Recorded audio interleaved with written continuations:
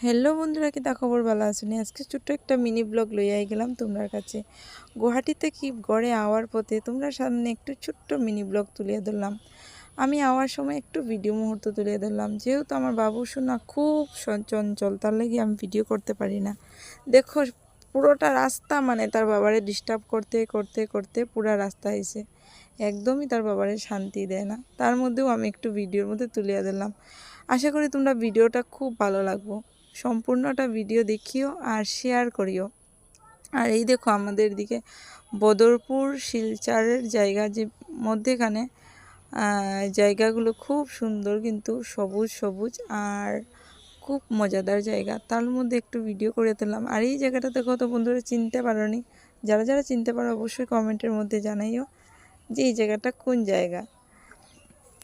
তো বন্ধুরা, আওয়ার সময় দেখো আমার শ্বশুর বদ আমার মেয়ে আর পারেন না, ঘুমাই গেছে। খুবই কষ্ট হয়েছে। টাটা বন্ধুরা, আজকের মতো অতটুকুই।